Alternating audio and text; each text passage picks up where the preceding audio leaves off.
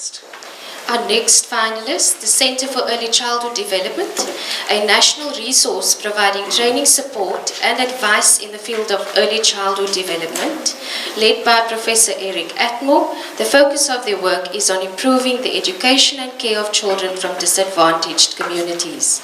Please welcome Prof. Atmore into the Nyathelo Donor Dragon's Den.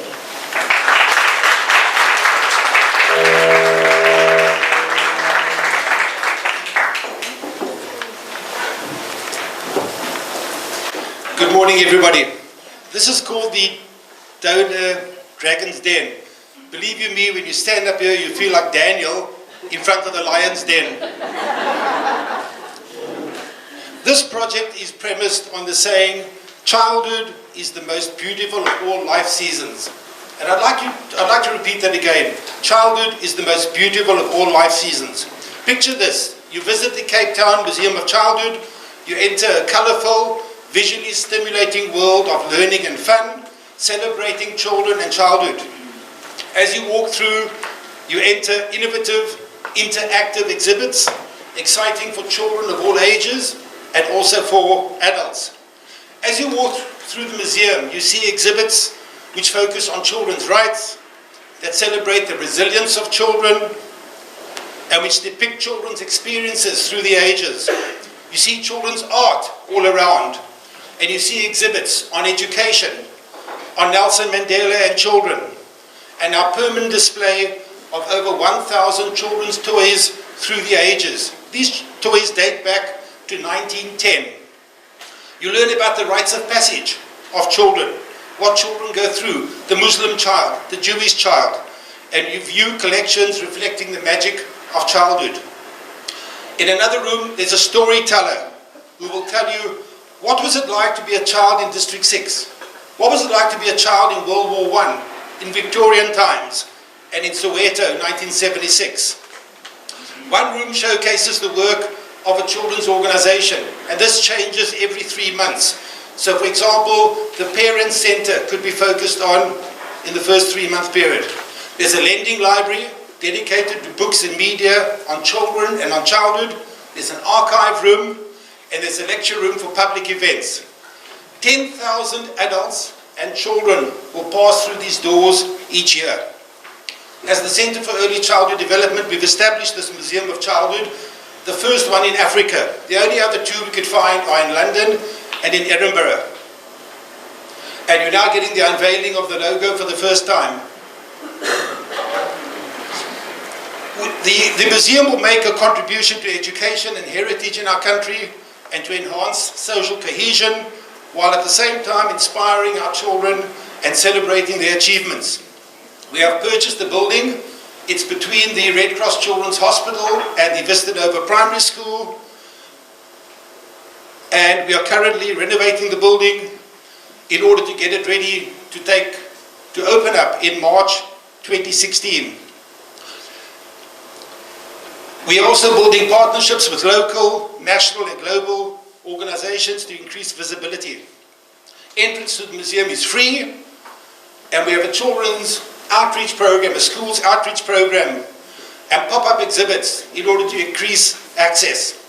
We have established partnerships with the ZICO, the South African Heritage Resources Agency, the African Arts Institute and others.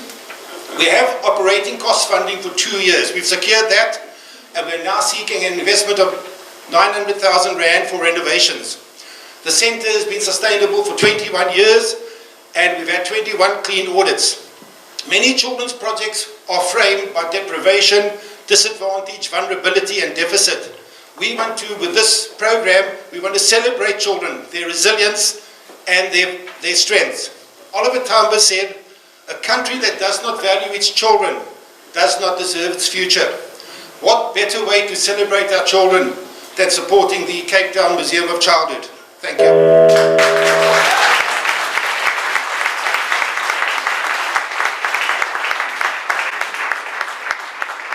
Well done, Professor. You perfectly timed pitch. Sure, it was just on time. Well done. And I hope you are feeling a little more relaxed and no longer like Daniel in the lion's den. It's the opportunity now for the donors to ask 3 quick questions, and if you could keep your answers short. Perhaps now we'll take our first question from table 3. Hi, thank you for that. I guess my question is around museum culture in South Africa is not really, well, in a lot of places, is not great. So I think, what are the museum's plans to get to 10,000 kids a year and to make sure that the museum doesn't become a white elephant project? Okay. Museums are traditionally stuffy places where you go to look at. You can't touch, you can't make a noise. In a museum of childhood, it's totally different. As I said, it's very interactive. Children will be encouraged to touch and engage with. But we also want to change the face of museums, because you did right. We want to take museums out of a building. The building will be a small part of the program. And that's why we've got school outreach programs and we've got pop-ups. Last night at the V&A Waterfront, we launched the first pop-up. We displayed 800 toys dating back to 1910. We had a footprint of 2,000 people last night. That's continuing throughout the school holidays, and the Waterfront tells us they will guarantee 12,000 people per day coming through the watershed, which is their new initiative. So we're going to turn the concept of museums right around to an active, fun place, and not looking at stuffed animals in the South African National Gallery in the gardens. Thank you very much. Table 2, do you have a question for the Professor? I'd like to, you've got the 900,000 as your budget you're looking at. Are there other ways that donors could get involved? There are 3 costs. The cost of purchasing the building, we've done with our own reserves. So we bought the building, it's fully paid, bond-free. We've got 2 years operating costs from the National Lottery, and what we're seeking is 900,000 rand to get the building ship-shape. Now the building has been neglected, it's 100 years old, it had a non-profit in there which unfortunately would not have survived had we not bought the building. But I think we've got a really good product in the sense that I'm not averse to having Toys R Us or Lego or Nachi come in and sponsor a room or an exhibit or curating one of the exhibitions which we're going to have. So let's say, for example, we're doing a exhibit on children's rights. We could go to a children's rights organization to cover those costs. If the exhibit is on toys through the ages, there are a number of toy companies. So I think the business model, the project lends itself to a business model of exchanging services rather than grant funding. Thank you very much. Rather than solely grant funding. Thank you. And a final quick question from table 1. That's Eric. Hello, Chris. I must say, while reading your presentation, it's pretty impressive, it's clear, it's to the point, and it's personal and engaging. And I thought that was excellent. I was just wondering about your partners, but you have addressed that issue now. And I was also concerned about, you didn't mention anything about the maintenance and operation budgets, and you have covered that now as well. So the only other question I have is, how are you going to ensure donor sustainability on this issue? Sorry, did you say donor sustainability? No, the donors museums, donor sustainability, Okay. seeing that you are not charging an entrance fee. Okay. Let me explain why we are not charging an entrance fee. We want to make this accessible. And we've worked out the numbers. If we were to charge just 10 Rand per entry, on a footprint of 10,000, it will bring in 100,000 Rand. That's very small. We could sell the rights to a particular exhibit for 3-4 times that. So I'm quite happy to go to Lego and say to Lego, we will give you the rights to these 3 exhibits for a year at a cost of 300,000 Rand. So our business model is not one of seeking grant funding. That's not to say we won't, but that's not the primary business model. We also have reserves.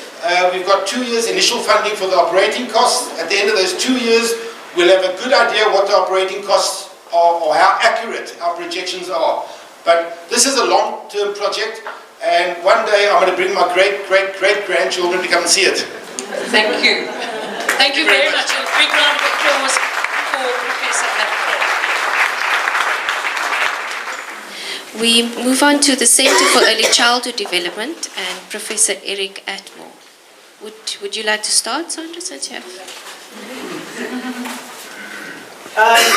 So just I think on this one, we all thought like it would be really exciting and it would be great to see, and I think showing the example of the pop-ups happening to show how you're igniting interest and passion for this was really fantastic.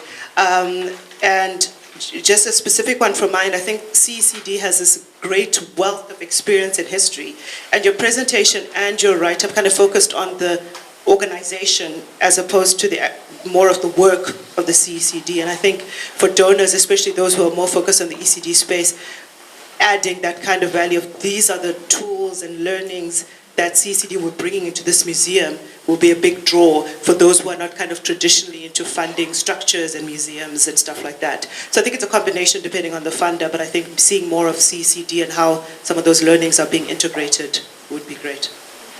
Thank you. I think just from my side, I like the fact that there was a specific ask and that it was included within the presentation. This is a pitch, and as a pitch you should be asking for something and saying why you're looking for that. The only thing I would have said is it would be nice to maybe have experienced some of the toys. So if you brought a toy or two or some kind of photograph of the waterfront experience. So you've had 2,000 people come through and experience it. What does that look like?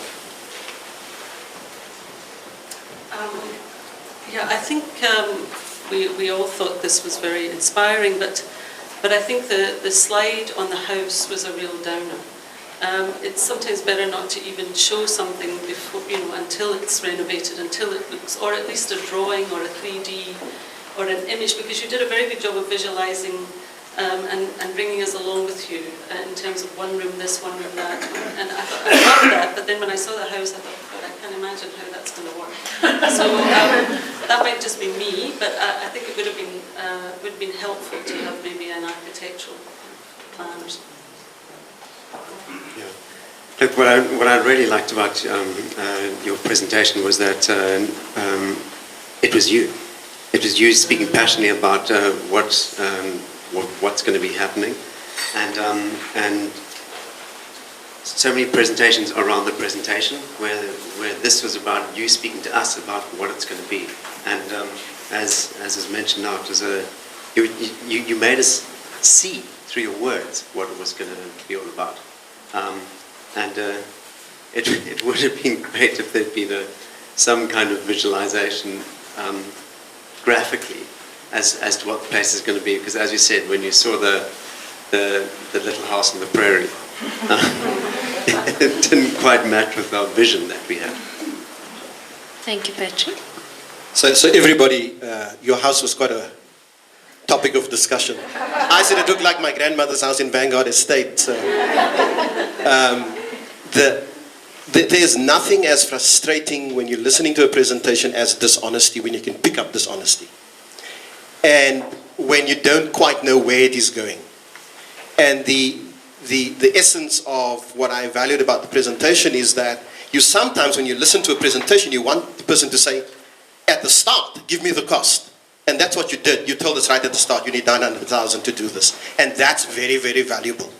And so you sometimes get dragged along, and even in our case, 4 minutes seems a long time to arrive at the end for 10 seconds to tell me what you need.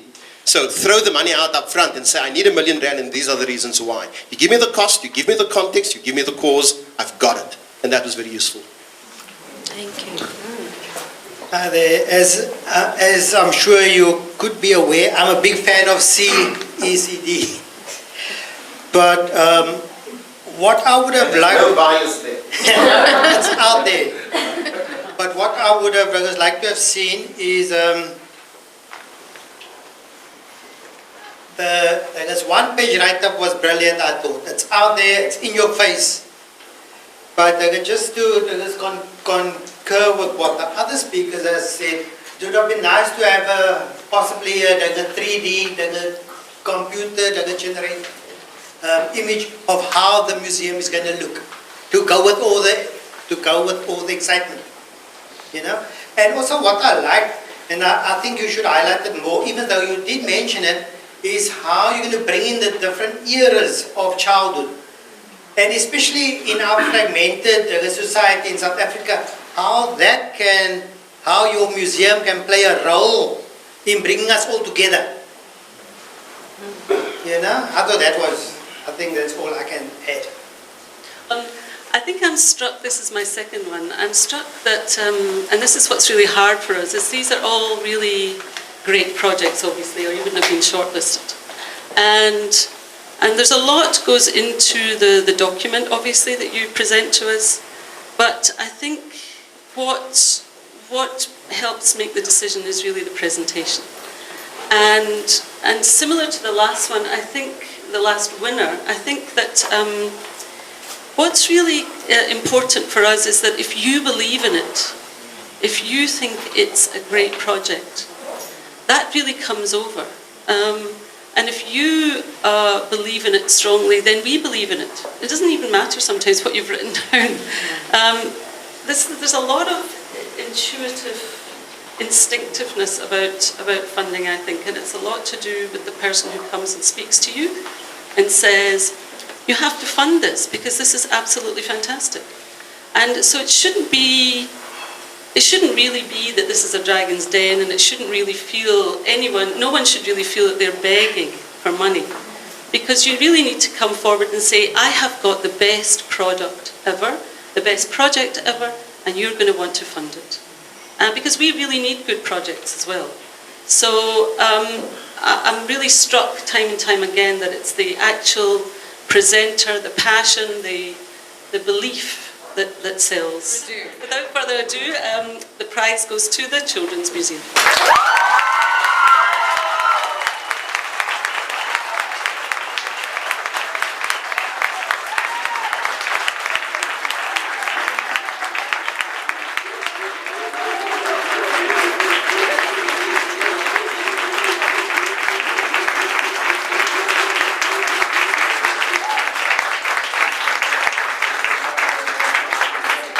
Wow, what a fabulous welcome.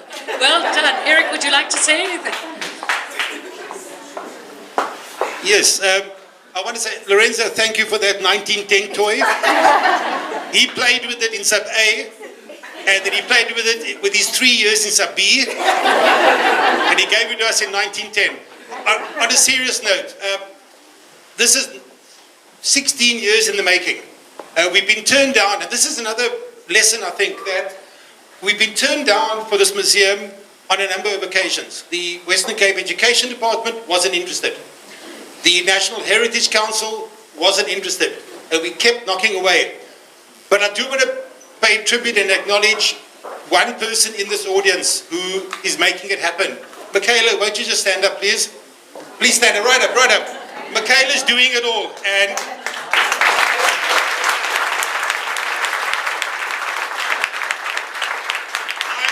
I'm the pretty face in front. She's the brains behind it. But thank you very much. Thank you, Eric.